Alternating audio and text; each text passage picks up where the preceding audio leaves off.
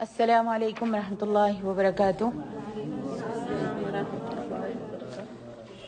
الحمد للہ رب العالمین والصلاة والسلام علی اشرف الانبیاء والمرسلین نبینا محمد وعلی آلہ وصحبہ اجمعین، اما بعد، اعوذ باللہ من الشیطان الرجیم، وعلی اللہ فتوکلوا ان کنتم مؤمنین۔ جیسا کہ ہم نے ایمان کی شاخوں کا سلسلہ شروع کیا ہے اور ایمان کی شاخیں 70 سے زیادہ ہیں، جس میں سے ہم 12 شاخوں کے بارے میں بیان کر چکے ہیں، اور آج ہم لیں گے ایمان کی 13ویں شاخ انشاءاللہ۔ اللہ آسانی فرمائے اور عمل کی توفیق دے۔ تو ایمان کی 13ویں شاخ ہے اللہ سبحانہ و تعالیٰ کی ذات پاک پر توکل اور بھروسہ رکھنے کے وجوب پر ایمان لانا۔ ارشاد باری تعالیٰ ہے وعلی اللہ فتوکلوا ان کنتم مؤمنین۔ ابو السعادات ابن الاسیر نے توکل کے لغوی تشریح کرتے ہوئے فرمایا ہے کہ جب کوئی انسان اپنا کوئی کام کرنا چاہتا ہے تو وہ نہیں کر سک رہا، اس کو مشکل لگ رہا ہے، پریشانی ہو رہی ہے، کمزوری محسوس کر رہا ہے کہ میں یہ کام نہیں کر سکتا، مجھ سے یہ کام نہیں ہوگا، تو پھر وہ اپنے اس کام کو اپنے کسی جاننے والے، کسی بڑے قادر انسان پر، کوئی بہت بڑا آدمی ہے اور پڑھا لکھا ہے، عقل مند ہے، بہت مالدار ہے یا امیر ہے یا شیخ ہے یا مولوی ہے یا چودھری ہے، اور اس کو بھروسہ ہے کہ میں اگر ان کو اپنا کام دے دوں گا تو وہ یہ میرا کام پورا کر سکیں گے، ٹھیک ہے، تو وہ اس اپنے کام کو اس شخص کو سونپ دیتا ہے کہ آپ میرا یہ کام کر دیں۔ تو اس کو کیا کہتے ہیں؟ توکل کہتے ہیں، بھروسہ کہتے ہیں، یقین، توکل، بھروسہ کہتے ہیں اس کو۔ توکل ایک فرضی عبادت ہے، ایک ایسی فرض عبادت ہے توکل کرنا۔ توکل کا معنی تو جانتی ہو نا، بھروسہ کرنا۔ توکل کرنا یعنی بھروسہ کرنا، اعتماد کرنا۔ توکل ایک ایسی فرض عبادت ہے جس کا اللہ تعالیٰ کے لیے، صرف اللہ رب العالمین کے لیے ہونا خاص ہے اور ضروری ہے، کیونکہ توکل کرنا افضل ترین عبادت اور اعلیٰ ترین مقامات توحید میں شمار ہوتا ہے۔ اور یہ توکل جو ہے، جو اللہ تعالیٰ کے خاص مومن بندے ہیں نا، جو خاص مومن اللہ تعالیٰ کے بندے ہیں، وہی اللہ سبحانہ و تعالیٰ پر کما حقہ توکل کرتے ہیں، جن کو معلوم ہے کہ میں اللہ پر بھروسہ ہے اور اللہ میرے اس کام کو پورا کرے گا۔ اور یہ مومن ہی ہے جو قضا قدر پر بھی ایمان لاتا ہے، جس کا بھروسہ ہے اپنے سبحانہ و تعالیٰ پر کہ اس کی مرضی کے بغیر ایک پتا بھی نہیں ہل سکتا، ایک اپنا کوئی انسان نتنا بھی نہیں پھڑکا سکتا، اپنا ہاتھ بھی نہیں ہلا سکتا، اپنی پلک بھی نہیں جھپکا سکتا۔ مومن جو ہے وہ ہمیشہ اس عقیدے پر ہوتا ہے کہ توکل کرنے کے لیے، توکل والی ذات جو ہے، بھروسہ کرنے والی ذات جو ہے، ایک اللہ سبحانہ و تعالیٰ کی ذات ہے، اور اس کے سوا کسی پر توکل اور بھروسہ نہیں کرنا۔ اللہ تبارک و تعالیٰ نے قرآن مجید میں توکل کے اوپر بہت ہی زور دیا ہے۔ سورۃ آل عمران میں اللہ فرماتے ہیں وَعَلَى اللَّهِ فَلْيَتَوَكَّلِ الْمُؤْمِنُونَ۔ ایمان والوں کو صرف پروردگار عالم کی ذات پاک پر توکل کرنا چاہیے۔ اسی طرح دوسرے مقام پر سورۃ آل عمران میں اللہ تعالیٰ فرماتے ہیں حسبنا اللہ ونعم الوکیل، ہمیں اللہ تعالیٰ کافی ہے اور وہ بہت اچھا کارساز ہے۔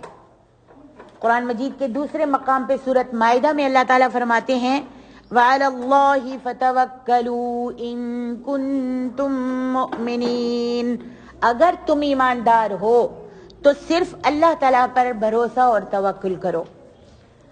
ایک اور مقام پہ اللہ سورۃ الطلاق میں فرماتے ہیں وَمَن يَتَوَكَّلْ عَلَى اللَّهِ فَهُوَ حَسْبُهُ إِنَّ اللَّهَ بَالِغُ أَمْرِهِ، جو شخص اللہ پر توکل کرے اللہ اس کو کافی ہے، اللہ تعالیٰ اپنے کام کو یقیناً پورا کر کے رہے گا۔ اس کے علاوہ بہت سارے مقامات پر بصیغہ امر توکل کا حکم اللہ تعالیٰ نے اپنے نبیوں کو بھی دیا، اپنے نبی احمد مجتبیٰ محمد مصطفیٰ صلی اللہ علیہ وآلہ وسلم کو بھی دیا ہے۔ کس طرح سے؟ فرمایا فَاعْبُدْهُ وَتَوَكَّلْ عَلَيْهِ، اپنے نبی صلی اللہ فرماتا ہے کہ آپ اسی کی عبادت کیجئے اور اسی پر توکل اور بھروسہ کیجئے۔ اللہ اکبر۔ ایک اور مقام پہ اللہ تعالیٰ سورۃ المزمل میں فرماتے ہیں رب المشرق والمغرب لا الہ الا هو فاتخذہ وکیلا۔ اللہ اکبر۔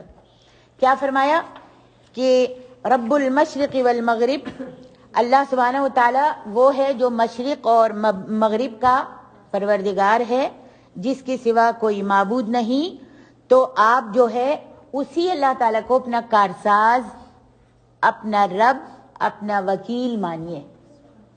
اللہ نے کس کو کہا؟ اپنے حبیب محمد صلی اللہ علیہ وسلم کو۔ اور بھی بہت ساری آیات اللہ تعالیٰ نے قرآن مجید میں بیان فرمائی ہیں۔ تو معلوم ہوا کہ جو اللہ سبحانہ و تعالیٰ پر توکل نہیں کرتا، ابھی آپ سنیں گی اللہ نے اس کے بارے میں بھی ارشاد فرمایا ہے کہ وہ مسلمان بھی نہیں ہے، وہ مومن بھی نہیں ہے، جو اللہ پر توکل اور بھروسہ نہیں کرتا۔ امام احمد بن حنبل فرماتے ہیں کہ توکل جو ہے وہ فعل قلب ہے، اور ابو اسماعیل الانصاری فرماتے ہیں توکل اصل مالک کی طرف معاملے کو سونپنا، اصل مالک کی طرف، جو مالک ہے، خالق ہے، اس کی طرف اپنے معاملے کو، اپنے کام کو سونپنا اور اس کی وکالت پر مکمل بھروسہ کرنے کا نام توکل ہے۔ سبحان اللہ۔ طیب، حافظ ابن القیم رحمہ اللہ فرماتے ہیں کہ وعلی اللہ فتوکلوا ان کنتم مؤمنین، سورۃ المائدہ میں اللہ فرماتے ہیں، اور ابن القیم اس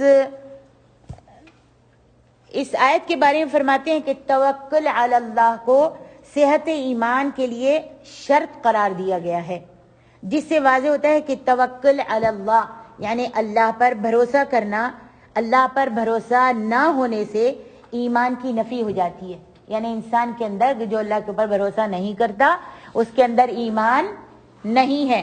جبکہ اللہ تعالیٰ دوسری آیت میں فرماتے ہیں 10ویں سپارے میں قال موسیٰ یا قوم ان کنتم آمنتم باللہ فعلیہ توکلوا ان کنتم مسلمین، اگر تم اللہ پر ایمان رکھتے ہو تو صرف اسی پر توکل کرو اگر تم مسلمان ہو۔ معلوم کیا ہوا کہ اگر تم مسلمان ہو اور مومن بننا چاہتے ہو، مومن ہو تو مومن اور مسلمان جو ہے وہ اللہ پر بھروسہ کرتا ہے، اللہ پر توکل کرتا ہے۔ اس آیت میں توکل کو صحت اسلام کے لیے شرط قرار دیا گیا ہے، جس کا معنی یہ ہے کہ توکل علی اللہ کے نہ ہونے سے اسلام بھی باقی نہیں رہتا اور ایمان بھی باقی نہیں رہتا۔ جس کے پاس اللہ پر توکل اور بھروسہ نہیں ہے اس کے پاس اسلام بھی نہیں ہے اور اس کے پاس ایمان بھی باقی نہیں رہتا۔ بندے کا قوی توکل یعنی مضبوط توکل، انسان کا توکل، مضبوط توکل اس کے قوی ایمان کی نشانی ہے۔ جس کا ایمان توکل جتنا مضبوط ہوگا نا اپنے اللہ پر، اس کا ایمان بھی اتنا ہی مضبوط ہے، یہ نشانی ہے۔ جبکہ ضعیف توکل، جس کا کمزور توکل ہے، کبھی اللہ پہ بھروسہ کرتا ہے، کبھی بندوں پہ بھروسہ کرتا ہے، کبھی دوست پہ بھروسہ کرتا ہے، کبھی پیر پہ، کبھی فقیر پہ، کبھی نبی پہ، کبھی اولیاء پہ، کبھی کسی مالک پہ، کبھی کسی بادشاہ پہ، کبھی کسی پہ، کبھی کسی پہ، اس کا توکل جو ہے ضعیف ہے، تو اس کے یہ ضعیف ہونے، ایمان کے ضعیف ہونے کی علامت ہے۔ اللہ تعالیٰ نے قرآن مجید میں تو توکل کو کہیں تو ایمان کے ساتھ ذکر کیا ہے، کہیں تقوی کے ساتھ ذکر کیا ہے، کہیں اسلام کے ساتھ ذکر کیا ہے، اور کہیں ہدایت کے ساتھ ذکر کیا ہے، جو اس بات کی دلیل ہے کہ توکل تمام مقامات ایمان و احسان اور جملہ اعمال اسلام کو شامل ہے، اور توکل کا بقیہ امور دین کے ساتھ وہی تعلق ہے جو جسم کا سر کے ساتھ ہوتا ہے۔ مکیہ جو جسم کا سر کے ساتھ ہے، جس طرح سر صرف جسم پر باقی قائم نہیں رہتا ہے، سر جسم نہ ہو تو سر باقی رہتا ہے؟ نہیں قائم رہتا۔ اسی طرح ایمان اور اس کے تمام مقومات توکل کے مضبوط ستون پر قائم ہیں۔ اللہ اکبر۔ واضح ہو کہ جب توکل یعنی بھروسہ اللہ تبارک و تعالی کا عبادت ہونا، معلوم ہوا ہم کو کہ توکل کرنا اللہ تبارک و تعالی پر ایک عبادت ہے۔ اب ہم کو معلوم ہوا کہ توکل علی اللہ کا عبادت ہونا، اس کا فرائض دین میں داخل ہونا ثابت ہو گیا، تو پھر توکل اللہ کے سوا کسی دوسرے پر توکل کرنا کیا ہے؟ شرک ہے۔ آج ہم کتنا توکل کرتے ہیں نا، بھروسہ کرتے ہیں، اپنی دوست پہ بھروسہ کر لیتے ہیں، اپنے شوہر پہ بھروسہ کر لیتے ہیں، وہی دیں گے تو کھاؤں گی، وہی رکھیں گے تو رہوں گی، وہی گھر دیں گے تو اسی گھر میں رہوں گی، تو توکل اللہ پہ تو نہیں رہا، شوہر پہ رہ گیا ہے نا، شوہر پہ ہو گیا، یا پھر پاس پڑوسی پہ ہو گیا، یا پھر رشتہ دار بہن پہ ہو گیا۔ تو کہا جو اللہ سبحانہ و تعالیٰ کے سوا کسی غیر پر توکل کرتا ہے وہ کیا ہے؟ شرک ہے۔ غیر اللہ پر توکل کرنا شرک ہے۔ اور اس کے بارے میں شیخ الاسلام ابن تیمیہ فرماتے ہیں، جو شخص کسی مخلوق کے پاس جائے، کسی بھی مخلوق کے پاس، بشر کے پاس، انسان کے پاس، ولی کے پاس، پیر کے پاس، فقیر کے پاس، جس کے پاس کسی کے پاس بھی جائے اور اس پر توکل کرے، اس پر بھروسہ کرے، تو وہ اللہ تعالیٰ کے بارے میں بدگمانی کا شکار ہے، اور یہ کیا ہے؟ شرک اکبر ہے۔ اور شرک کے بارے میں اللہ تعالیٰ قرآن میں فرماتے ہیں مشرک کا انجام، وَمَن يُشْرِكْ بِاللَّهِ فَكَأَنَّمَا خَرَّ مِنَ السَّمَاءِ فَتَخْطَفَهُ الطَّيْرُ أَوْ تَهْوِي بِهِ الرِّيحُ فِي مَكَانٍ سَحِيقٍ۔ سورۃ الحج۔ اللہ کے ساتھ شریک کرنے والا گویا آسمان سے پھینک دیا گیا۔ جو شرک کرتا ہے نا اللہ کے ساتھ، اللہ کے سوا غیر پہ بھروسہ کرتا ہے، اللہ کے سوا اٹھتے بیٹھتے دوسرے کے نظر و نیاز دیتا ہے، اس کے ان کے نام کے وظیفے جپتا ہے، تو وہ شرک کرتا ہے۔ جس نے شرک کیا اس کو اللہ تعالیٰ نے گویا کہ آسمانوں سے پھینک دیا گیا۔ اب یا تو پرندے جو اڑ رہے ہیں اس کو اپنی چونچوں میں لے کر اس کے بوٹی چکا بوٹی کر کر کہیں بھی پھینک دیں، یا پھر ہوائیں جو چل رہی ہیں زمین آسمان کے درمیان، وہ ہوا اس کو لے کر کہیں بھی پہاڑ پہ، کہیں بھی وادی میں، دلدل میں کہیں بھی لچا کر وہ ہوا جو ہے اس کو پھینک دے۔ ایسا ہے مشرک۔ اللہ اکبر۔ یہاں پر یہ بتانا چاہتی ہوں کہ توکل غیر اللہ علی غیر اللہ، یعنی اللہ کے سوا کسی دوسرے پر توکل کرنے کی دو صورتیں ہیں۔ اچھی طرح سے معلوم کر لو کتنی صورتیں ہیں؟ دو صورتیں ہیں۔ نمبر ایک یہ کوئی شخص کسی مخلوق پر ان کاموں کے سلسلے میں توکل کرے، کسی بھی مخلوق پر۔ اب میں کسی کا نام گھڑی گھڑی تو نہیں گنواؤں گی، آپ کو معلوم ہے مخلوق میں کون کون آتا ہے نا، تو کسی بھی مخلوق پر ان کاموں کے سلسلے میں ان پر توکل کرے جن کے عطا، جن کے دینے پر صرف اللہ تعالیٰ ہی قادر ہے۔ بہت سارے کام ہیں جو کام بندہ بندے کے نہیں کر سکتا، ٹھیک ہے نا، کر سکتا ہے نہیں کر سکتا، وہ صرف اللہ سبحانہ و تعالیٰ ہی قادر ہے کہ ان کاموں کو کر سکے۔ جیسے مردے ہو گئے، تاغوتوں پر ان سے مدد طلب کرنا، ٹھیک ہے، مدد طلب کرنا اور بھروسہ رکھنا کہ یہ میری مدد کریں گے، یا یہ میری حفاظت کریں گے، یا مجھ کو یہ آل اولاد دیں گے، یا مجھ کو یہ صحت اور تندرستی دیں گے، یا یہ میرے واسطہ اور وسیلہ ہیں اللہ تعالیٰ کے پاس، ٹھیک ہے، یہ میری مدد کریں گے، تو یا رزق دینا، یا پھر یہ توکل کرنا ان پر کہ بھئی میں جیسے بھی اعمال کروں، جو بھی کروں، قیامت والے دن یہ میری شفاعت کرا لیں گے۔ یہ بھی تو ہے نا بہت سے لوگوں کے مذہب میں داخل اور عقیدہ ان کا یہ ہے کہ کچھ کرو نہ کرو، ہم تمہاری شفاعت کر لیں گے، پیروں فقیروں نے کہہ دیا ہے، نماز پڑھو نہ پڑھو بھائی ہم تمہاری شفاعت کرا دیں گے. تو یہ توکل کرنا اور اس توکل کے سہارے بیٹھ جانا، تو یہ سارے کام جو ہیں شرک اکبر کہلاتے ہیں. شرک اکبر، کیونکہ ان تمام کاموں کا عطا کرنے والا، نصرت دینے والا یعنی مدد کرنے والا، حفاظت کرنے والا، آل اولاد دینے والا، شفا و صحت یابی دینے والا، رزق دینے والا، یہ سارے کام کس کے ہیں؟ اللہ سبحانہ و تعالیٰ اس پر قادر ہے، اور اس کے سوا کسی کو یہ قدرت حاصل نہیں ہے کہ وہ یہ سارے کام کر سکے. دوسری صورت یہ ہے کہ ظاہری اور عادی اسباب کے سلسلے میں کسی پر بھروسہ کرنا.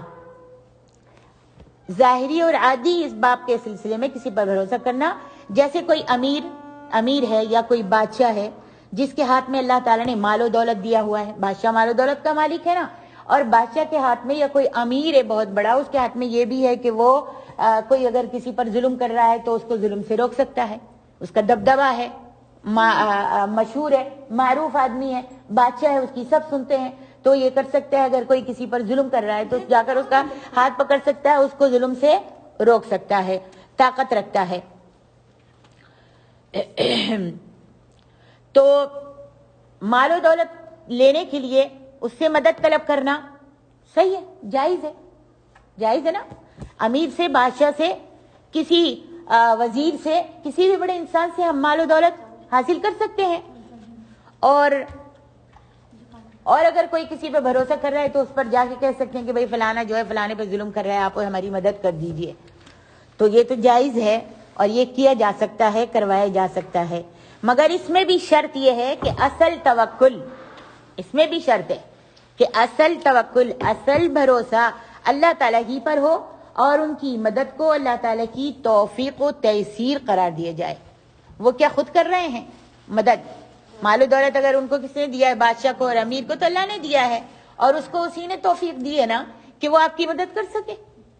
تو شرط یہی ہے کہ اس کے اوپر توکل نہ کیا جائے، ان سے کام کرنے کی خواہش ظاہر کی جائے، مدد مانگی جائے، لیکن شرط یہ ہے کہ ان کو بذات خود یہ کرنے کی توفیق کس نے دی ہے؟ اللہ نے دیا. وہ بذات خود کوئی چیز نہیں ہے، اللہ نے دی ہے. ٹھیک ہے، تو توکل اللہ ہی پر ہو اور ان کی مدد کو اللہ کی توفیق و تیسیر قرار دیا جائے. یہ جو ہے یہ صورت شرک خفی کے زمرے میں آ جائے گی. طيب،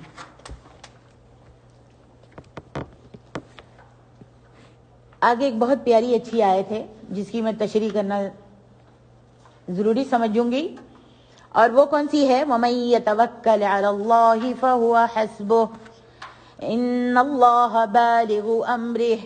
سورۃ طلاق. جو شخص اللہ تعالیٰ پر توکل کرے گا اللہ اس کو کافی ہوگا. یہاں حافظ ابن القیم رحمہ اللہ اس آیت کی تفسیر میں بہت پیاری بات فرماتے ہیں.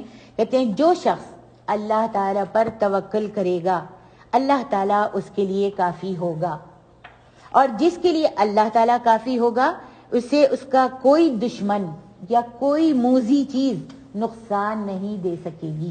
اللہ اکبر. یعنی جو اللہ کا ہو جاتا ہے اللہ اس کا ہو جاتا ہے.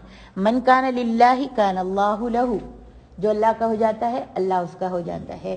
جو اللہ پر پورا توکل اور بھروسہ کر لے گا، ہر تکلیف سے، پریشانی سے اپنے دماغ کو ہٹا کر وہ صرف اپنے رب کی ذات پر بھروسہ کر لے گا، تو اللہ تبارک و تعالی ہر موذی نقصان دینے والی چیز سے اور ہر دشمن کے شر سے اس کو محفوظ رکھے گا.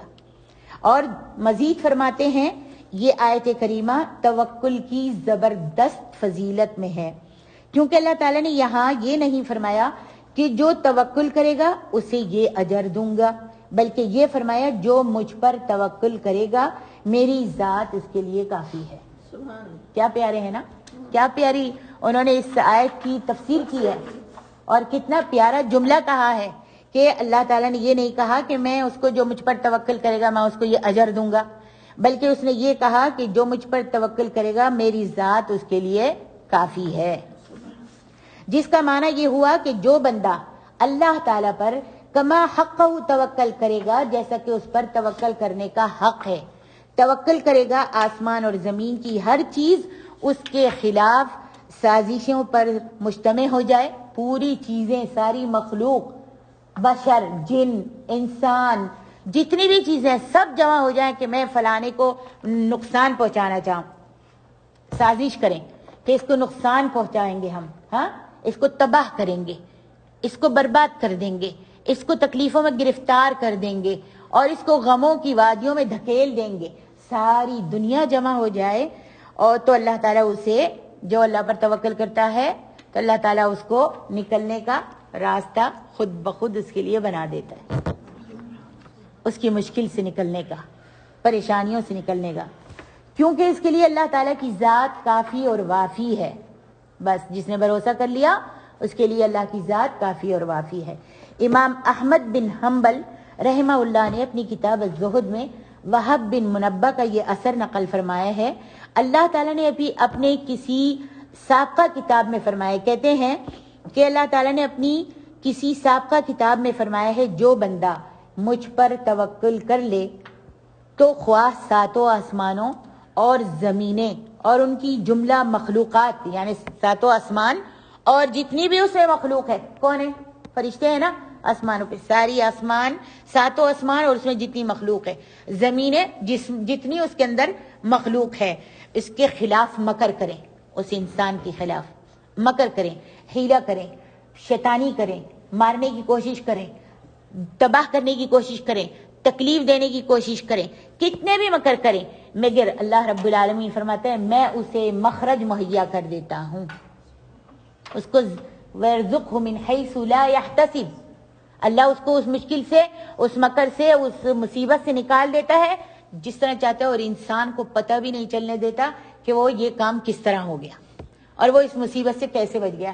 کبھی کبھی ہوتا ہے نا ہمارے پر کوئی مصیبت آتی ہے یا نہیں، اور ہم ڈر رہے ہوتے ہیں یا اللہ میں فلانی جگہ تک کیسے پہنچوں گی، اور یہ گاڑی تو خراب ہو گئی، یہ ہل رہی ہے، یہ کبھی آپ پلین میں بیٹھے ہیں، جہاز میں بیٹھے ہیں نا، تو کبھی پہیوں کی آوازیں آنے لگتی ہیں، کھڑ کھڑ کھڑ کھڑ، دل دھڑکنے لگتا ہے، ہائے آج گرے، ابھی گرے تو کل گرے، ابھی گرے یا تھوڑی دیر میں گرے، ہوتا ہے میرے ساتھ تو بہت ہوتا ہے، اس لیے کہ میں جہاز میں بہت ڈرتی ہوں، بس دعائیں پڑھتی رہتی ہوں، اور جب اتنا ڈرتی ہوں تو کچھ نہ کچھ اللہ میاں دکھاتے ہی رہتے ہیں جہاز میں، تو کھڑ کھڑ کھڑ کر آواز آنے لگتی ہے یا اللہ یا ہلنے لگتا ہے، تو پھر ابھی آپ بس دعائیں مانگ رہے ہیں، آپ نے اللہ پہ توکل اور بھروسہ کر لیا ہے، تو کیا ہوتا ہے کچھ دیر کے بعد ہی آپ کو پتہ چلتا ہے کہ بھئی آپ تو پہنچ بھی گئے، اللہ نکلنے کا مخرج مہیا کر دیتا ہے اور آپ پہنچ جاتے ہیں اور آپ کو پتہ بھی نہیں چلتا کہ کہاں سے مدد آئی، اور یہ مدد کس کے پاس سے آتی ہے؟ اللہ سبحانہ و تعالیٰ کی طرف سے مدد آتی ہے۔ اور جو بندہ اللہ تعالیٰ فرماتے ہیں، امام احمد بن حنبل نے اپنی کتاب الزہد میں وہب بن منبہ کا یہ اثر نقل کیا ہے اور فرماتے ہیں، اور جو بندہ مجھ پر بھروسہ نہیں کرتا اس کے دونوں ہاتھ آسمانی اسباب سے کاٹ دوں گا اور اس کے پاؤں تلے سے زمین کو کھینچ لوں گا اور اسے ہوا میں معلق کر کے اسی کے سپرد کر دوں گا۔ اب بتا کون تجھے بچاتا ہے؟ اس لیے کہ رب کی ذات پر بھروسہ نہیں تھا تو اب اس مصیبت سے بچنے کی ترکیبیں سوچتا رہے اور تجھے کوئی نہیں بچائے گا، اس لیے کہ تیرا رب سبحانہ و تعالیٰ پر بھروسہ نہیں تھا۔ اللہ اکبر۔ یہ آیت کریمہ فضیلت توکل کی بہت بڑی دلیل ہے اور یہ واضح کر رہی ہے کہ فائدوں کے حاصل کرنے اور تکلیفوں کو دور کرنے کے لیے توکل جو ہے سب سے بڑا سبب ہے، کیونکہ اللہ تبارک و تعالیٰ نے توکل کو اپنے کافی ہونے کا سبب قرار دیا ہے۔ یہ نقطہ شیخ الاسلام نے ذکر فرمایا ہے، فرماتے ہیں حافظ ابن قیم رحمہ اللہ نے اس مقام پر ایک اور انتہائی نفیس نقطہ ذکر فرمایا ہے جس کا خلاصہ انشاءاللہ بعد میں بیان کروں گی۔ پہلے تو ہم یہ دیکھتے ہیں کہ اللہ سبحانہ و تعالیٰ نے اپنے پیغمبروں کی کیسے مدد فرمائی۔ کیا نبیوں کو، پیغمبروں کو اللہ کے سوا کسی کی ذات پر بھروسہ تھا؟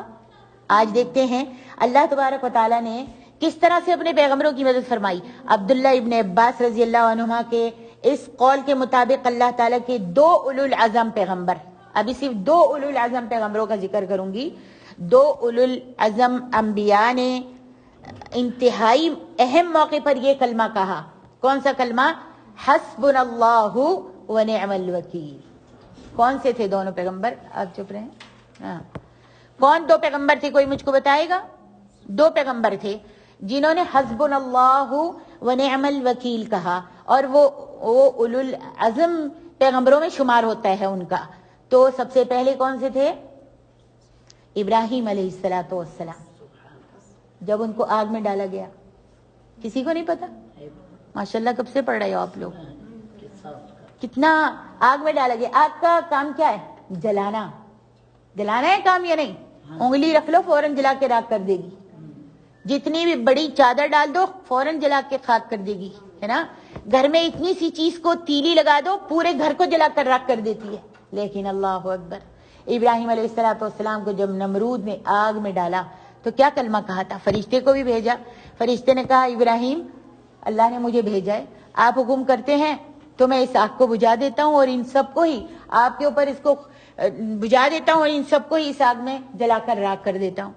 یا پھر آپ بتا دیں، بارش کے فرشتے نے بھی کہا کہ اگر آپ چاہتے ہیں تو پانی پھینک کر میں اس کو بجھا دیتا ہوں۔ فرشتوں نے مخاطب کیا ابراہیم علیہ السلام۔ ابراہیم علیہ السلام نے کیا کہا تھا کہ نہیں، مجھے تمہاری کسی کی مدد کی ضرورت نہیں ہے۔ آگ میں جب جھونکے جانے لگے، پھینکے جانے لگے تو کہتے ہیں حسبنا اللہ و نعم الوکیل، اللہ ہم کو کافی ہے اور اللہ ہمارا کارساز ہے۔ جیسے ہی پھینکے گئے آگ نے جلائے نہیں، حالانکہ جلانا اس کا کام ہے۔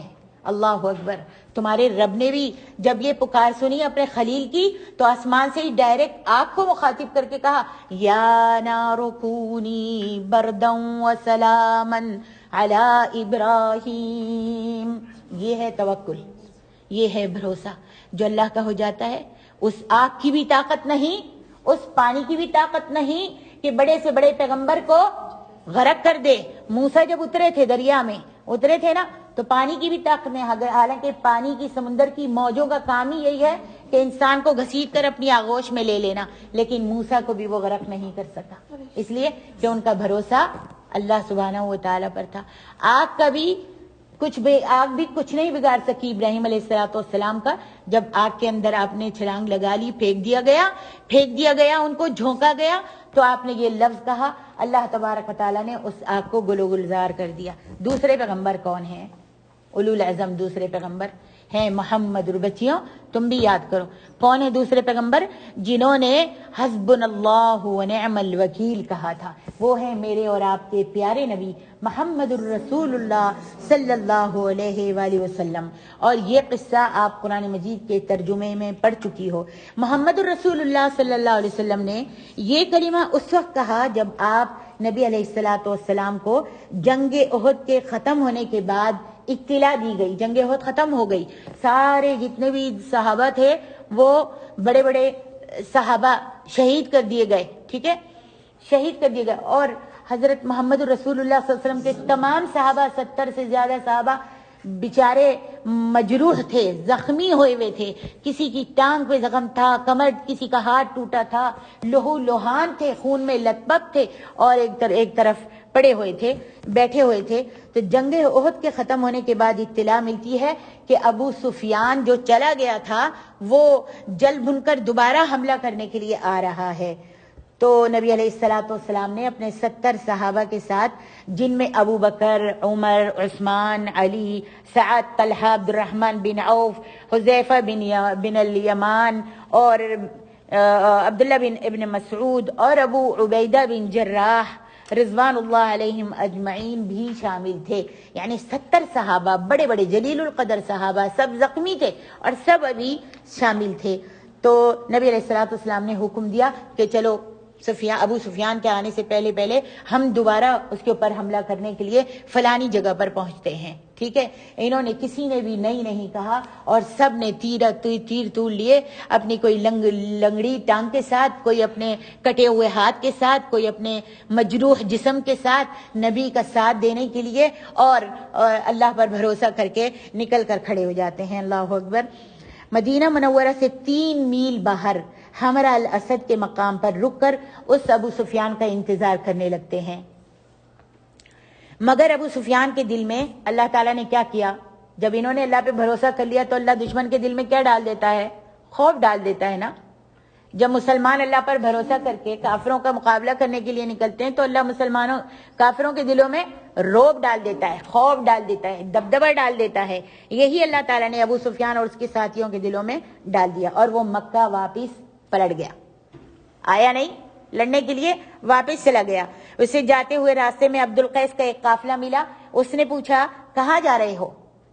کس نے پوچھا؟ ابو سفیان نے پوچھا عبد القیس سے کہاں جا رہے ہو؟ انہوں نے جواب دیا مدینہ منورہ جا رہا ہوں. یہ عبد القیس شاید مسلمان تھے. انہوں نے کہا میں مدینہ میں جا رہا ہوں. ابو سفیان نے کہا محمد کو میرا ایک پیغام پہنچا دینا کہ ہم ان قریب واپس آئیں گے. ابھی تو میں جا رہا ہوں، ڈر گیا ہوں، میری ہوا نکل گئی ہے، لیکن محمد کو کہنا کہ صبر کر، ہم دوبارہ واپس آئیں گے اور تمہیں اور تمہارے باقی جتنے بھی ساتھی ہیں سب کو تہس نہس کر دیں گے. اللہ اکبر.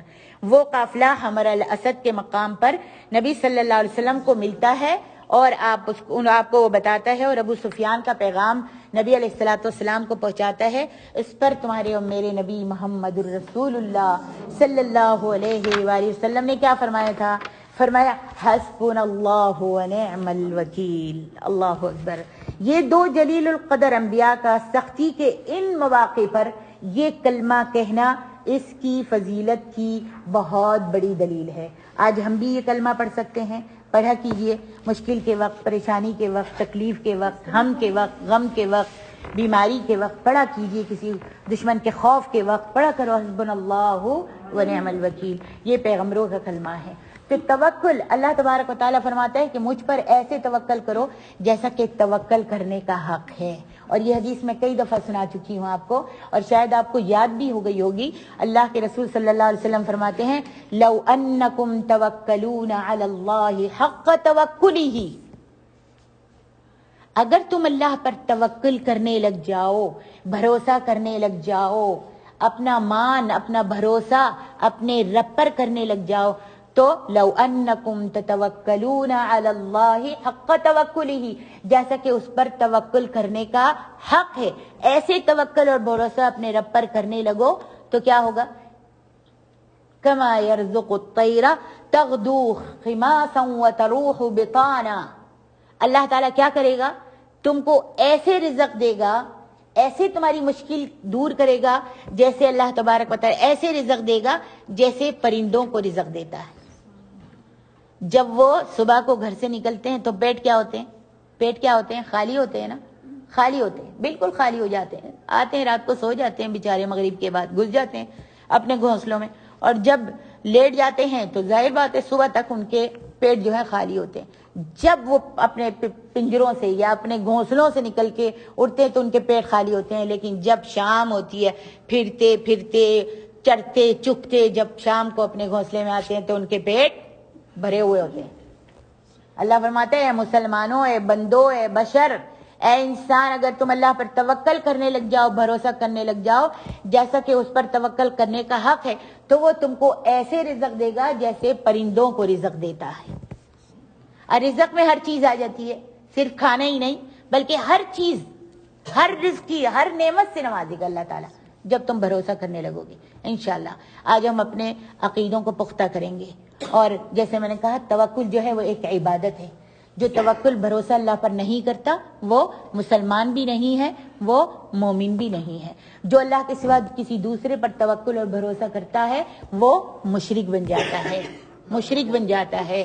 اور مشرک کا انجام میں نے آپ کو بتایا ہے کہ فقد حرم اللہ علیہ الجنہ، من یشرک باللہ فقد حرم اللہ علیہ الجنہ. جو اللہ کے شریک ٹھہراتا ہے، اللہ کے سوا دوسرے پر توکل کرتا ہے، اس پر اللہ تعالی جنت کو حرام قرار دیتے ہیں. اور ایک اور چیز، ابھی ایک بہت پیاری چیز ہے جو میں آپ کو بتاؤں، جو حدیث اللہ کے رسول صلی اللہ علیہ وسلم کی ہے کہ وہ جو 70,000 صحابہ، 70,000 نبی علیہ الصلوۃ والسلام کی امت کے 70,000 جنت میں بغیر حساب بغیر عذاب کے جنت میں داخل ہوں گے. کیا ہوا تھا وہ؟ نبی علیہ الصلوۃ والسلام کے لیے حضرت عبداللہ ابن عباس رضی اللہ عنہ فرماتے ہیں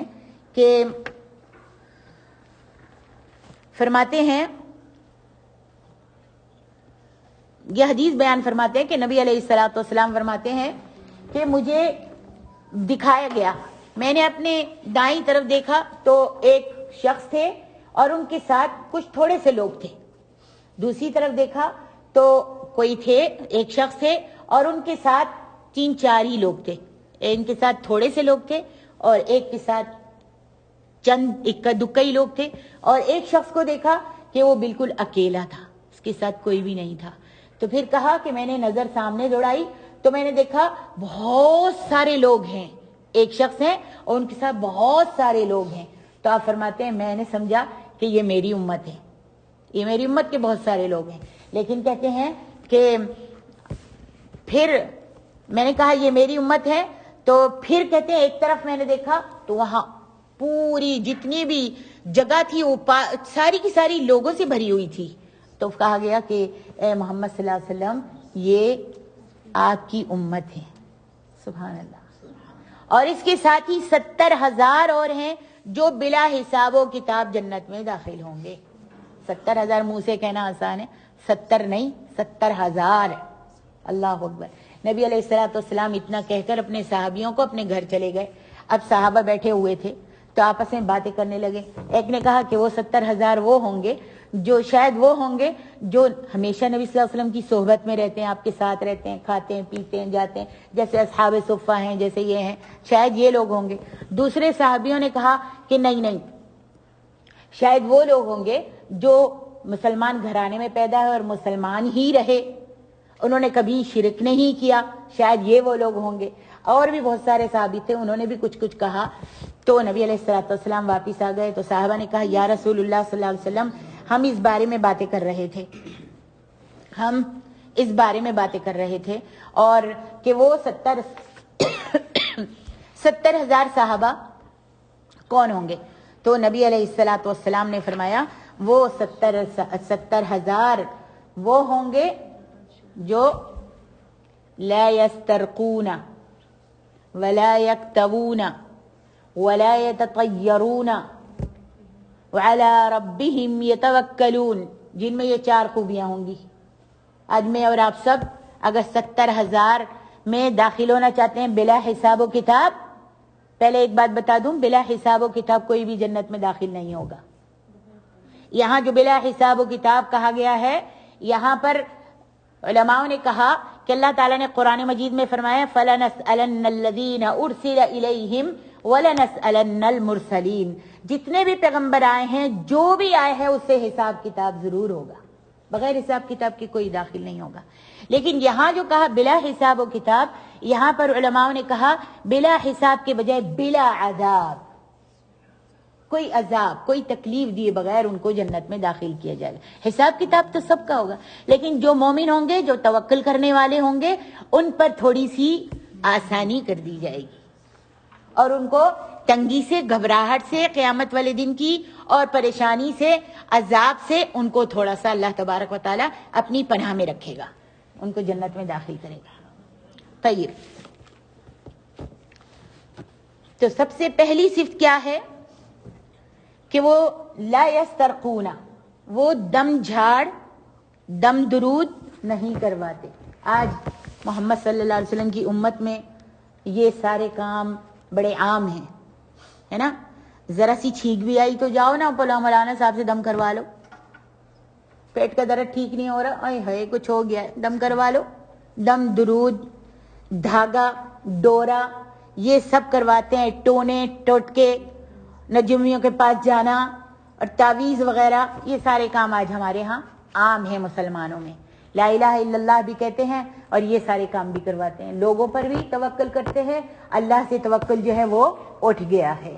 تو فرمایا 70,000 جو بغیر حساب بغیر عذاب کے داخل ہوں گے جنت میں، ان کے اندر یہ 4 صفتیں ہوں گی۔ اللہ ہم کو ان میں سے کر دے۔ چاہتی ہو یا نہیں؟ چاہتی ہو نا؟ میں بھی چاہتی ہوں کہ اللہ ہم کو ان میں سے کر دے۔ کہا لا یسترقون، ایک تو صفت وہ ہوگی یہ کہ وہ دم درود، جھاڑا جھوڑا، ٹونا ٹوٹکا نہیں کرواتے، تعویذ گنڈا نہیں کرتے، یہ ہیں۔ یہاں پر 2 الفاظ قابل غور ہیں۔ پہلی صفت میں 2 الفاظ، ایک ہوتا ہے رقیہ، اور دوسرا ہوتا ہے استرقا. ایک ہوتا ہے رقیہ اور دوسرا ہوتا ہے استرقا. حدیث میں استرقا کی ممانعت ہے جس کا معنی ہے، استرقا کا معنی ہے کسی سے دم کروانا یا کسی سے دم کرنے کے لیے کہنا. یہ استرقا کہلاتا ہے. سمجھ آ گئی؟ کسی کے پاس جا کر دم کروانا یا کسی سے دم کرنے کے لیے کہنا کہ آپ مجھ پر دم کر دو. یہ اس لیے معیوب قرار دیا گیا کہ دوسروں کو دم کے لیے کہنے والا غیر اللہ کی طرف متوجہ اور ملتفت ہوتا ہے. غیر اللہ پر توکل کر لیتا ہے اور اس کو کہتا ہے آپ مجھ پہ دم کر دو. ٹھیک ہے، آپ مجھ پہ دم کر دو، اور درخواست کرتا ہے، یعنی اللہ کو چھوڑ دیتا ہے. اللہ کا کلام تو تمہارے پاس بھی موجود ہے نا، ہے نا. تو پھر یہ ہو گیا کہ اس ترقا اس سے خواہش ظاہر کی کہ آپ مجھ پر دم کر دیجئے، یا پھر دم کے لیے اس کو کہا اور پھونک مارنے کے لیے اس کو کہا کہ آپ مجھ پر دم کر دیجئے. تو یہ ہوا استرقا. یہ اس لیے معیوب قرار دیا گیا ہے کہ دوسروں کو دم کے لیے کہنے والا اللہ کے سوا غیر کی طرف متوجہ اور ملتفت ہوتا ہے، جو غیرت توحید کے منافی ہے. یہ توحید کے خلاف ہے. جبکہ رقیہ، یہ دوسری چیز ہے. رقیہ خود بخود کسی کو دم کرنا. آپ گئے ہیں کسی بیمار کے پاس، آپ نے دیکھا بیمار ہے، آپ نے خود ہی اس کے پر دم کر دیا. رقیہ کسی کو دم کرنا ایک اچھا کام ہے، ایک اچھا امر ہے. صحابہ کرام نے نبی علیہ الصلوۃ والسلام سے پوچھا کہ اگر ہم اپنے کسی بھائی کی بیمار پرسی کے لیے جائیں، عیادت کے لیے جائیں، اور وہ بیمار ہے تو ہم اس کو دم کر سکتے ہیں؟ تو نبی علیہ الصلوۃ والسلام نے ارشاد فرمایا کسی بھائی کی عیادت کے لیے جاؤ تو اسے دم کر سکتے ہو. ارشاد فرمایا من استطاع منکم ان ينفع اخاہ فلینفعہ. من استطاع منکم ان ينفع اخاہ فلینفعہ. جو اپنے بھائی کو کوئی نفع پہنچانے کی طاقت رکھتا ہو تو ضرور پہنچائے. یہ نفع ہی ہے نا کہ میں دم کر دوں. اس نے نہیں کہا آپ کو، آپ نے خود اس کے اوپر دم کر دیا. نبی علیہ الصلوۃ والسلام بھی جب جاتے تھے کہتے اذهب الباس رب الناس واشف انت الشافی، اذهب الباس رب الناس واشف انت الشافی لا شفاء الا شفاؤک شفاء لا یغادر سقما. آپ بھی یہ پڑھا کرتے تھے. ٹھیک ہے، اگر خود کوئی دم کر دیتا ہے کسی کے اوپر تو نبی صلی اللہ علیہ وسلم نے فرمایا اپنے بھائی کو تم فائدہ پہنچانا چاہتے ہو تو پہنچا سکتے ہو. اس پر رقیہ جو ہے اپنے بھائی پر پڑھ کے دم کر سکتے ہو. رقیہ تو اپنے بھائی پر ایک احسان ہے، اور استرقا تمام توکل کے منافی ہے. ٹھیک ہے، اب سمجھ گئے استرقا اور رقیہ. تو آج کے بعد سے ہم اس کر کیا کریں گے؟ رقیہ انشاءاللہ. واللہ اعلم. دوسری صفت ولا یکتوون. کیا ہے ولا یکتوون؟ یعنی وہ لوگ دوسروں کو اپنے جسم پر آگ سے داغ لگانے کا نہیں کہتے. داغ لگانے کا نہیں کہتے، جیسا کہ وہ دوسروں کو اپنے جسم پر دم کرنے کے لیے نہیں کہتے. ٹھیک ہے، استرقا نہیں لیتے، نہیں کہتے کہ آپ میرے پر دم کر دیجئے. ٹھیک ہے، اسی طریقے سے کسی کو جب بیمار کوئی ہوتا ہے تو وہ کرواتے ہیں نا، داغ لگواتے ہیں، تو وہ اپنے منہ سے نہیں کہتا. نہ دم درود کا کہتا ہے اور نہ ہی اس کا کہتا ہے داغ لگانے کا. اور کس لیے نہیں کہتا؟ اس لیے کہ اس کا مقصد اس بیماری کے اندر اللہ سبحانہ و تعالی کی قضا پر راضی ہونا ہوتا ہے کہ اللہ نے میرے مقدر میں یہ بیماری لکھی ہے، الحمدللہ وہ راضی برضا ہے. اس لیے وہ نہ ہی دم کرنے کے لیے کسی کو کہتا ہے، نہ ہی یہ داغ لگانے کے لیے کسی کو کہتا ہے کہ آگ کا داغ میرے جسم پر لگا دے. اس لیے کہ وہ اللہ تعالیٰ کی قضا و تقدیر پر راضی ہے، اور جس تکلیف میں وہ مبتلا ہے اس پر یہ سوچ کر کہ اللہ تعالیٰ یہ سوچ کر لذت حاصل کرتا ہے کہ یہ تکلیف کس قدر گناہوں کا کفارہ بنے گی. سمجھ آ گئی؟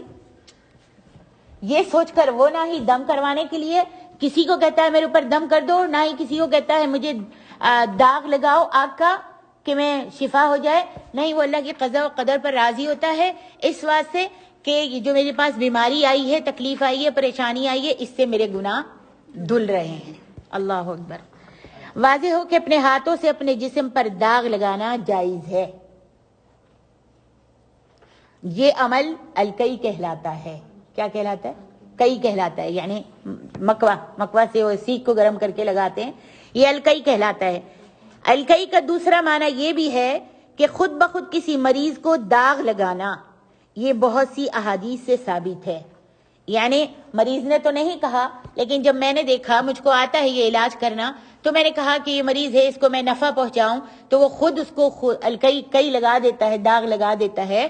تو یہ جائز ہے, یہ کیا جا سکتا ہے. لیکن وہ بندہ خود اپنی ذات سے کسی کو نہیں کہتا کہ آپ مجھ کو داغ لگائیں, الکئی کریں میرے ساتھ. سمجھ آ گئی ہے؟ یہ بہت سی احادیث سے ثابت ہے. چنانچہ صحیح مسلم میں جابر بن عبداللہ سے مروی ہے کہ نبی علیہ السلام نے ابی ابن کعب کے پاس ایک طبیب بھیجا جس نے انہیں آگ سے داغ لگایا. آ گئی دلیل؟ داغ لگایا جا سکتا ہے, لیکن بس طلب نہیں کرنا چاہیے بیمار کو. اگر خود لگا لے تو ٹھیک ہے, اور اگر کسی نے آن کے خود بخود ہی لگا دیا تو بھی ٹھیک ہے. اس کے علاوہ انس بن مالک کو ذاتاً جنب کی تکلیف سے داغ لگایا گیا تھا. انس بن مالک کو بھی صحیح بخاری میں یہ حدیث ہے. نبی علیہ السلام نے, ترمذی کی حدیث, نبی علیہ السلام نے خود اپنے صحابی اسعد بن زراح کو اپنے ہاتھ سے داغ لگایا. سیخ گرم کر کے لگاتے ہیں تو وہ لگایا. البتہ عبداللہ ابن عباس رضی اللہ عنہ سے مروی ہے کہ نبی علیہ السلام نے فرمایا کہ شفا جو ہے وہ 3 چیزوں میں ہے. شفا 3 چیزوں میں ہے. ایک شہد کا پینا, شہد کا چاٹنا نہیں چمچی سے, بلکہ پانی میں ڈال کر اس کو ہلا کر اس کو پینا, اس میں شفا ہے. اللہ اکبر, سبحان اللہ. شہد کا پینا. دوسرا حجامہ کروانا, اور تیسرا آگ سے داغنا, اس میں بھی شفا ہے. اور میں اپنی امت کو آگ سے داغنے سے روکتا ہوں. ساتھ میں آپ نے خود بھی لگایا, لوگوں کو, صحابی کو لگایا, داغا, اور پھر آپ نے فرمایا کہ میں اپنی امت کو آگ سے داغنے سے روکتا ہوں. ایک حدیث میں یہ لفظ بھی ہے کہ آگ سے داغ لگوانا مجھے پسند نہیں ہے, تمہارے اور میرے نبی کو پسند نہیں تھا. تو آئیے دیکھتے ہیں, حافظ ابن القیم رحمہ اللہ نے ان تمام احادیث میں بڑی عمدہ تطبیق دی ہے. فرماتے ہیں احادیث الکئی 4 طرح سے ہے, 4 طرح سے وارد ہے. احادیث الکئی 4 طرح سے وارد ہے. ایک یہ کہ نبی علیہ السلام نے یہ عمل کیا. دوسری یہ کہ آپ نے اس عمل سے ناپسندیدگی کا اظہار کیا, آپ کو پسند نہیں تھا. تیسری یہ کہ آپ نے اس عمل کو چھوڑنے والوں کی تعریف کی. اور چوتھی یہ آپ نے اس عمل سے منع فرمایا. 4 ہو گئے. آپ نے پسند کیا, ٹھیک ہے, آپ نے یہ عمل کیا. دوسری, آپ نے اس کو ناپسندگی کا اظہار فرمایا. تیسری یہ کہ آپ نے اس عمل کو چھوڑنے والوں کی تعریف کی. اور چوتھی یہ کہ آپ نے اس عمل سے منع فرمایا. حافظ ابن القیم فرماتے ہیں کہ ان احادیث میں کوئی تعارض نہیں ہے, چنانچہ آپ کا یہ عمل کرنا اس کے جواز کی دلیل ہے. آپ نے خود کیا نا یہ کسی صحابی کو, تو یہ اس کی جواز کی یعنی جائز کی دلیل ہے. اس کو ناپسند فرمانا اس بات کی دلیل ہے کہ یہ ناجائز نہیں ہے, ٹھیک ہے. اور اس عمل کو چھوڑنے والوں کی تعریف کرنا اس بات کی دلیل ہے کہ اس عمل کا نہ کرنا افضل ہے. اس عمل سے روکنا اظہار کراہیت ہے. واللہ اعلم. تیسری خوبی ولا يتطيرون, کیا ہے؟ اور یہ بدشگونی نہیں لیتے. آج تو مسلمانوں میں بدشگونی عام ہے, لیکن آج کے بعد جب ہم یہ حدیث پڑھ رہے ہیں تو میرا خیال میں ہم سب یہی چاہیں گے کہ ہم بغیر حساب و عذاب کے جنت میں چلے جائیں, ہے نا. ان 70,000 میں ہمارا بھی شمار ہو جائے انشاءاللہ. تو تیسری خوبی جو ہے ولا يتطيرون, یہ بدشگونی نہیں لیتے. بدشگونی کیا ہے؟ کس کو معلوم ہے بدشگونی کس کو کہتے ہیں؟ جیسے راستے سے بلی چلی گئی اور میں سفر پہ جا رہی ہوں, یا میں باہر جا رہی تھی کسی پڑوسن کے گھر میں, لیکن دروازے کے پاس گئی تو کیا ہوا, بلی آ گئی اور میں نے وہاں جانا روک دیا. میں کہا نہیں میں تو نہیں جا رہی, بلی منحوس ہے, میرے سامنے سے گزر گئی ہے اور میرے پر مصیبت آ جائے گی. یا پھر کسی کوے نے, کسی الو نے دروازے پر بول لیا تو بھی کیا ہوا, میں نے کہا نہیں آج مہمان نہیں, آج مصیبت آئے گی. الو بولا ہے, الو تو نحوست ہے نا, الو بولا ہے. تو پہلے زمانے میں الو بہت زیادہ ہوتے تھے, تو کہا کہ نہیں الو بولا ہے, نہیں آج تو میں یہ کام نہیں کروں گی. اور پہلے زمانے میں لفظ تطیر جو ہے وہ تیر سے ہے. کس سے؟ لفظ تطیر. ولا يتطيرون, تطیر تیر سے ہے جس کا معنی ہے پرندہ. تیر کہتے ہیں نا, طیور کہتے ہیں نا, لیکن ایک پرندے کو تیر کہا جاتا ہے اور اس کا جو جمع ہے وہ ہے طیور. ٹھیک ہے. تو دور جاہلیت میں کسی لمبے سفر یا اہم کام کے آغاز میں پرندے کو اڑایا جاتا تھا. یعنی جب کسی نے کوئی اہم کام کرنا ہوتا تھا, سفر پہ جانا ہے یا تجارت کے لیے نکلنا ہے یا کہیں پہ بھی اس نے کام کے لیے نکلنا ہے باہر, تو اہم کام کے لیے نکلنا ہے, تو وہ کیا کرتا تھا, دروازے کے پاس آ کے پرندہ اڑاتا تھا. اگر پرندہ سیدھی سائڈ پر دائیں سائڈ میں اڑ گیا تو وہ اپنا کام جو ہے اپنی مشوار پوری کر لیتا تھا, اپنا کام پورا کر لیتا, اپنی تجارت کے لیے چلا جاتا تھا. لیکن اگر اس نے پرندہ جو اڑایا وہ بائیں طرف چلا گیا تو پھر وہ اپنے کام کو چھوڑ دیتا تھا کہ نہیں آج نہیں کر رہا, میرے لیے یہ دن منحوس ہے اور یہ کام بھی میرے لیے منحوس ہوگا, پھر وہ اس کو چھوڑ دیتا تھا. ٹھیک ہے. یہ جاہلیت میں لوگ جو تھے اس طرح کیا کرتے تھے, اس کو منحوس قرار دیتے تھے. اس پروگرام کو منحوس اور ناکام تصور کر کے چھوڑ دیتا تھا. شریعت نے اس کی بھرپور نفی کی اور اسے باطل قرار دیتے ہوئے ہمیں اس حقیقت سے باخبر کر دیا کہ جلب یعنی نفع دینا اور تکلیف دینا اس کے ہاتھ میں, پرندے کے ہاتھ میں نہیں, اللہ کے ہاتھ میں. اللہ سبحانہ و تعالی نفع نقصان کا مالک ہے سب کے. اور اسی طریقے سے فال لینا ہے. تو کیا ہوا, اسلام نے بدشگونی سے منع کیا ہے. خیر شگونی کر سکتے ہیں, ٹھیک ہے. فال لینا, آج کل لوگ فال لیتے ہیں, میں نے تو سنا ہے فال لوگ ایسے بھی لیتے ہیں. میں نے ایک سے پتہ نہیں کیا, میں ان سے مسئلہ پوچھ رہی تھی تو کہنے لگی باجی آپ فال کیوں نہیں نکال لیتے. اچھا کیسے فال نکالتے ہیں؟ کہتے ہیں آپ قرآن مجید کو بند کر دیجئے اور بسم اللہ پڑھیے اور درود شریف پڑھیے, قرآن کو کھولیے, جو وہاں پہ آپ کے آ جائے گا وہ آپ کے کام, آپ کو پتہ چل جائے گا کہ آپ کے لیے خیر ہے یا شر ہے. یہ فال قرآن سے نکالتے ہیں, استغفر اللہ. یا پھر طیور سے نکالتے ہیں. کیا آج کل تو پاکستان میں جو ہے وہ طوطے رکھے ہوئے ہیں نا پنجرے میں, اور لوگ بیٹھے ہوئے ہیں اور اس کو وہ کاغذ میں نام لکھ کر اور کیا اپنا جو کام ہوتا ہے وہ لکھ کر اس کے آگے ڈال دیتے ہیں پنجرے میں, اور وہ طوطا جو ہے اپنی چونچ سے ایک اٹھاتا ہے اور اٹھا کر وہ ایک نکال کر دے دیتا ہے, تو وہ کھولتے ہیں کہ ہاں بھائی یہ ہے. ٹھیک ہے. یہ فال. تو یہ سارے کام جو ہمارے اسلام میں بدشگونی, اور بدشگونی ہمارے اسلام میں جائز نہیں ہے, جائز نہیں ہے, حرام ہے. یہ اللہ کے سوا دوسرے پر توکل کرنا ہو گیا. اللہ سے مدد نہیں مانگی, ان سے مدد مانگی. ٹھیک ہے. بدشگونی کے ساتھ اپنے عقیدے کو خراب کیا, فال نکال کر اپنے عقیدے کو خراب کیا, تو یہ بھی جائز نہیں ہے, شرک ہے. اللہ کے رسول صلی اللہ علیہ وآلہ وسلم نے جو تیسری چیز فرمائی وہ کون سی ہے؟ وَلَا يَتَطَيَّرُونَ, بدشگونی نہیں لیتے. ٹھیک ہے. بدشگونی نہیں لیتے. اب یاد رکھ لو تم سب, پوچھوں گی آئندہ ہفتے اگر میں آئی انشاءاللہ, نہیں تو آپ ابلا کرسر آپ پوچھئے گا. ٹھیک ہے. 4 صفتیں جن میں ہوں گی وہ بغیر حساب کے بغیر عذاب کے جنت میں جائیں گے. 70,000 میں ان کا شمار ہوگا جو 70,000 بغیر حساب بغیر عذاب کے جنت میں جائیں گے. وہ کون ہیں؟ 4 صفتیں.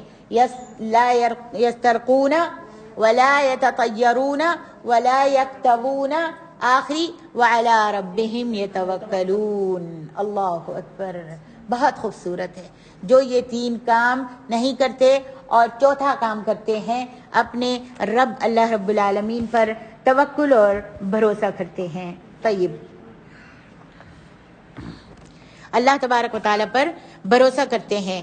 توکل در حقیقت وہ اصل جامع ہے جس پر سابقہ 3 امور کی بنیاد ہے, جو پہلے ہم نے بیان کی 3 امور کی بنیاد ہے. چنانچہ اللہ تعالیٰ پر توکل خلاصہ توحید ہے, بلکہ توحید کی وہ بلند چوٹی ہے جو اللہ تعالیٰ کی محبت, خوف, رجا اور رضا کے ثمرات پیدا کرنے کا سبب بنتی ہے. اور بعض بندوں کو یہ توکل ایسے مقام پر پہنچا دیتا ہے کہ انہیں تکلیفوں پر لذت محسوس ہوتی ہے. اللہ اکبر. جو اپنے اللہ پر توکل کرتے ہیں نا, تو ان کو اگر تکلیفیں بھی آ رہی ہوتی ہیں, رات کو نیند بھی نہیں آ رہی, تو وہ حسبی اللہ, لا الہ الا اللہ, سبحان اللہ, والحمدللہ, کہیں نفل پڑھنے لگتے ہیں, کہیں قرآن پڑھنے لگتے ہیں, کہیں اذکار پڑھنے لگتے ہیں, تو ان کو وہ تکلیف جو ہے یاد ہی نہیں رہتی ہے، اور ان کی تکلیف ٹھنڈی ہو جاتی ہے، ہلکی ہو جاتی ہے، اور ان کو لذت آنی محسوس ہوتی ہے، لذت آنے لگتی ہے، سبحان اللہ۔ بلکہ وہ تکلیفوں اور آزمائشوں کو اللہ تعالیٰ کی نعمت تصور کرتے ہیں اور کہتے ہیں اللہ جی تیرا شکر ہے، آج اگر تو نے مجھے یہ تکلیف نہ دی ہوتی تو میں بھی خواب خرگوش کے مزے لے رہی ہوتی اور خرانٹے لے رہی ہوتی، جیسے میری فلاں بہن، فلانا چور، فلاں بھائی سو رہا ہے، میں بھی ایسے سو رہی ہوتی، لیکن تو نے مجھے یہ تکلیف دی ہے تو اس تکلیف کی بنا پر میں تیری حمد و ثنا بیان کر رہی ہوں، تیرا شکر ادا کر رہی ہوں، نماز پڑھ رہی ہوں، قرآن پڑھ رہی ہوں، تیرا ذکر کر رہی ہوں۔ ان کو لذت محسوس ہونے لگتی ہے، اور یہ درجہ محض اللہ کے فضل سے حاصل ہوتا ہے۔ اللہ تبارک و تعالی ہم کو بھی یہ درجہ عطا فرمائے۔ حقیقت توکل یہ نہیں ہے، یہ یاد رکھیے کہ حقیقت توکل یہ نہیں ہے کہ بندہ اصلاً اسباب کو بروئے کار لانا چھوڑ دے۔ بہت سارے لوگ کہتے ہیں بھئی اللہ پر توکل کیا۔ پہلے کیا کرتے تھے، یمن سے لوگ آتے تھے تو بغیر مال و اسباب کے، بغیر زیادہ راہ لیے چل پڑتے تھے۔ کسی نے کہا بھئی زیادہ راہ تو لے لو، راستے میں کھانے پینے کا سامان، پیسہ لگتا تو لے لو۔ کہا نہیں، ہم نے تو اللہ پر توکل کیا، اللہ دے گا۔ ایسے اللہ دے گا؟ تو توکل کے ساتھ ساتھ اسباب بھی تلاش کرنے ہیں، اسباب کے ساتھ توکل کرنا ہے اللہ پر۔ اسباب تو اللہ تعالیٰ نے پیدا فرمائے ہیں اور انہیں اختیار کرنا ایک فطری اور ضروری امر ہے، کام ہے۔ البتہ مکروہ اور معیوب اسباب سے بچنا چاہیے، اور ایسے اسباب بروئے کار لانے چاہیے جن کی مشروعیت ثابت ہو۔ مثال کے طور پر ایک مریض ہے، بیمار ہے، وہ شفا کے لیے دم جھاڑ کرواتا ہے، دم درود کروانے کے لیے جاتا ہے، یا آنکھ سے داغ لگوانے جیسے اسباب سے ایک مریض حصول شفا کے لیے دم جھاڑا کروانے یا آنکھ سے داغ لگوانے جیسے اسباب سے بچے، کیونکہ یہ مکروہ قرار دیے گئے ہیں اور یہ عین توکل ہے۔ لیکن جو اسباب شرعاً درست ہیں انہیں اختیار کرنا حقیقت توکل کے منافی نہیں۔ ان اسباب کو چھوڑ دینا مشروع قرار نہیں دیا جا سکتا۔ مثلا جیسے مریض کا دوا سے علاج کرانا۔ اب مریض بیٹھا ہوا ہے، بیٹھا رہے گا، بھائی کیا ہے بھائی دوا تو پی لو، نہیں مجھے اللہ پہ بھروسہ، میں ٹھیک ہو جاؤں، مجھے اللہ پر بھروسہ ہے، میں ٹھیک ہو جاؤں گا، دوائی نہیں کھا رہا۔ تو نبی علیہ الصلوۃ والسلام کا فرمان ہے ما انزل اللہ من داء الا انزل له شفاء، یعنی اللہ تعالیٰ نے جو بیماری اتاری ہے اس کا علاج بھی اتارا ہے۔ یہ بخاری و مسلم کی حدیث ہے۔ جو بھی بیماری اللہ نے اس زمین میں اتاری ہے اس کا علاج بھی اتارا ہے، علاج کرنے سے منع نہیں کیا گیا۔ اللہ اکبر۔ اور مسند احمد میں اسامہ بن شریک رضی اللہ عنہ سے مروی ہے، فرماتے ہیں میری موجودگی میں کچھ اعرابی نبی علیہ الصلوۃ والسلام کے پاس آئے اور کہا یا رسول اللہ کیا ہم دوا سے علاج کر سکتے ہیں؟ فرمایا ہاں اے اللہ کے بندو، دوا استعمال کرو، اس لیے کہ اللہ عز و جل نے جو بھی بیماری رکھی ہے اس کا علاج بھی رکھا ہے، بس صرف ایک بیماری ہے جس کا علاج نہیں ہے۔ کون بتائے گا کون سی بیماری ہے؟ بیماری ہے موت؟ موت تو نہ تھا، ٹوٹ گیا، بیماری کہیں کی ہے؟ ہاں، ایک بیماری ہے جس کا علاج نہیں ہے۔ اللہ کے رسول نے فرمایا تمام بیماریوں کی دوا اللہ نے اتاری ہے، ایک بیماری ہے جس کا علاج نہیں ہے، بڑھاپا۔ بڑھاپے کا علاج ہے؟ بڑھاپے کا علاج نہیں ہے، واللہ اعلم۔ تو جب یہ حدیث سنائی اللہ کے رسول صلی اللہ علیہ وسلم نے 70,000 بلا حساب و عذاب جنت میں داخل ہوں گے، تو ایک صحابی بیٹھے ہوتے عکاشہ بن محسن کھڑے ہوئے کہنے لگے یا رسول اللہ صلی اللہ علیہ وسلم دعا کر دیجئے اللہم اجعلنی منہم۔ تو نبی علیہ السلام نے فرمایا وَأَنْتَ مِنْهُمْ، یا عکاشہ تم انہی میں سے ہو۔ آپ میں سے کس کی تمنا نہیں ہو رہی، کس کا دل نہیں چاہ رہا؟ تو سب دعا کرو اور یہ صفتیں اندر پیدا کرو اپنے اندر، تو انشاءاللہ ہم بھی جائیں گے، ہمارا بھی ان میں ہی 70,000 میں ہمارا بھی شمار ہوگا، ہم بھی بغیر حساب بغیر عذاب کے جنت میں داخل ہوں گے۔ یہ دنیا تو فانی ہے، یہاں سے تو کوئی نہ کچھ لے کے جائے گا اور نہ کوئی رہے گا یہاں پر، ٹھیک ہے؟ تو کیا ہوگا کہ جو نبی علیہ السلام نے فرمایا عکاشہ تم انہی میں سے ہو۔ پھر ایک اور اس کو دیکھ کر کھڑا ہوا، جیسے آج جب کبھی امیرہ کچھ کہتی ہے تو سامنے سے مکیہ بھی کچھ کہہ دیتی ہیں، ہے نا؟